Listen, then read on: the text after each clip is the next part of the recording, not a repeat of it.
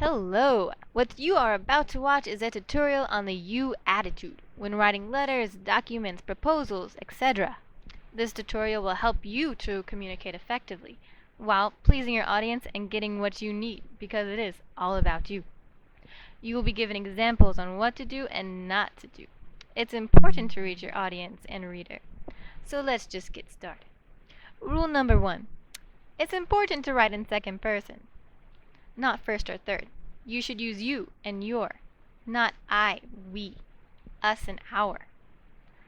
Here are some examples. Do not use, to help us process this order, we must ask for another copy of the requisition.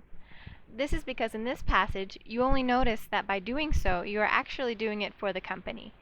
Like they say, to help us. But instead, use so that your order can be filled promptly. Please send another copy of the requisition. And this one, you know that by complying, it helps you out getting your order filled out faster. Here's another example on MP3 sales.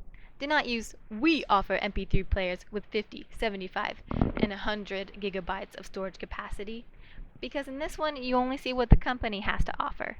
Instead, you should use but select your MP3 player from 3 models with 50, 75, or 100 gigabytes of storage capacity. Because in this one, you notice that it is in your selection. It is what you can choose from. Rule number 2. It is important to try not to use the word you in negative situations. There are many times that the word you has been used to assume something or accuse someone. Let's look at a situation from the Flintstone scenario. Miss Flintstone says that, I know you are a busy person, but I would really like us to spend the evening together. And in this one, it can be stated that Mr. Fred has been putting work before his wife, or that he deliberately hasn't made time for his wife. The key to knowing how Mr. Fred may feel is to put yourself into his shoes. After talking to Mr. Fred, he feels as though his wife believes that work is put in front of her. Now we have revised Miss Flintstone's request, and here is the new statement. I know work has been busy lately, but when the chance comes, let's spend the evening together. When Mr. Fred got home that evening, he made the same exact mistake that she had made. He said, I know you think I'm not trying to spend time together, but I'm doing my best.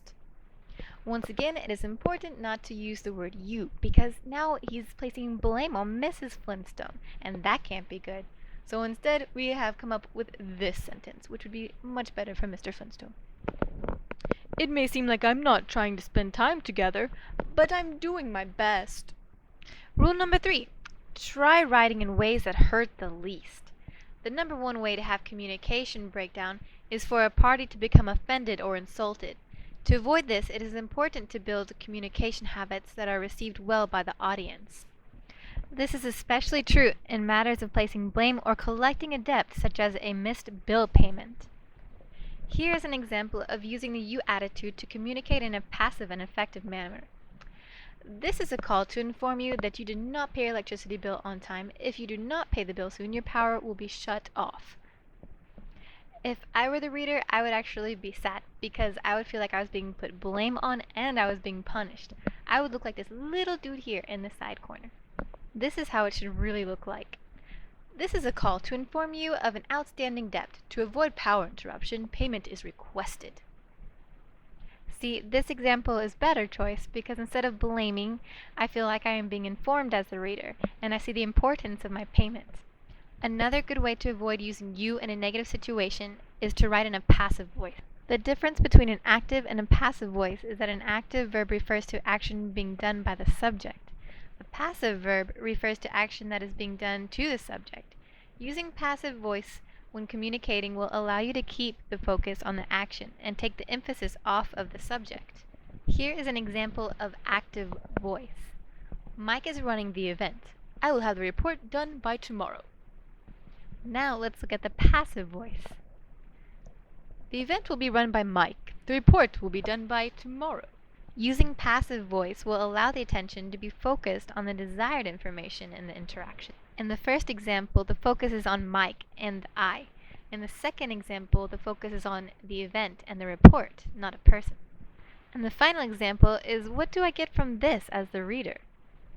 Andrew Carnegie, a Scottish-American industrialist who made fortune in the steel industry of the late 19th century, said that you can make someone want to do what you want them to by seeing the situation from the other person's point of view and arousing in the other person an eager to want.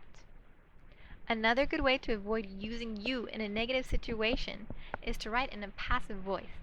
Here are some examples for you. Since we haven't written you for some time, please help us bring our records up to date by filling in and returning the other half of this card. Notice how this sentence focuses on the writer's need and not on the reader's benefit. Down below is a better example. So that dividend checks, premium notices, and other messages of importance may reach you promptly, please fill out and return the other half of this card. This sentence focuses on what the reader will get out of responding. Here are some more examples. No money down, no interest payments for 24 months! Here's the correct way to say it. You can buy what you want right now at no additional cost. What about this next scenario? We want all newly hired employees to use our carpooling program for at least 3 months. Below it is a little bit better of an example than the one before. As a new employee, you won't have to drive to work in rush hour traffic for the first 3 months using our carpooling program. Congratulations! Now you can use the you attitude. Got it? In your communication, focus on what the reader receives and not on what you as a person or business entity receives. The reader is more interested in himself or herself than in your organization. The you attitude model can help you build relationships with readers. With good relationships, personnel and business success are easy. Thanks for watching and good luck to you on using the you attitude. Be successful!